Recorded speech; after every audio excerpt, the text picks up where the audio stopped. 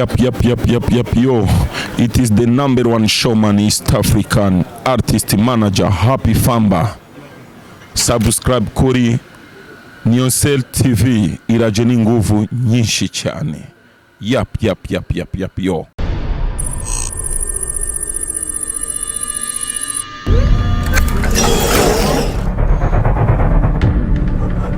NIYOSEL TV ije kubwanyu kubwacu kubwatwese yanitwa Niyinzi Jorali nkabashaka gutumira guhamagarira abakunzi b'umuziki w'iwacu ndundi gukurikirana TV yacu ya NIYOSEL TV kugira subscribe kugira na comment yo kuyihagiza kandi no kuyisharinga ku bandi ndibaza niterambere mu gihugu cyacu s'il vous plaît logo ngiyi kandi ibintu biryoshe big up sana.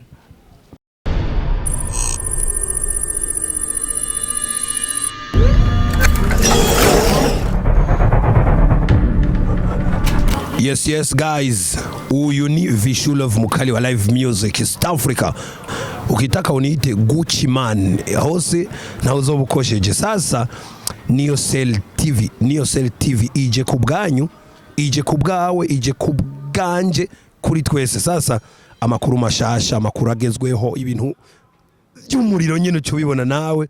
Ico ndagusaba ni kimwe gusa, kugira subscribe, like na share kugira ngo uzurabona ibintu bigezweho, ibintu bishaje, ibintu nyene vy'umuriro nyene, ibintu navuga biharawe urabibona nawe. Hama rero tushe tubandanya kwimerererwa neza, twigirire umwaka mushasha tumeze neza cyane na NIYOSEL TV. Yeah man.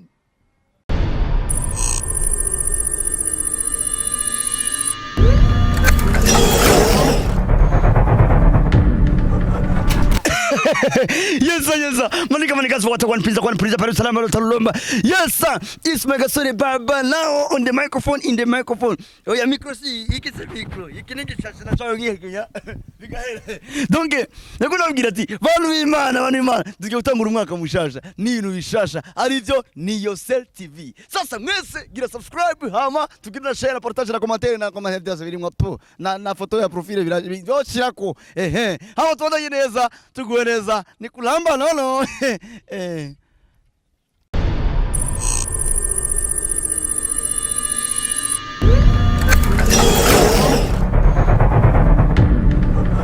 Hello guys, this is Titus the Sarah here.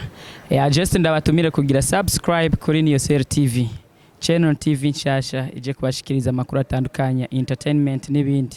Love and peace.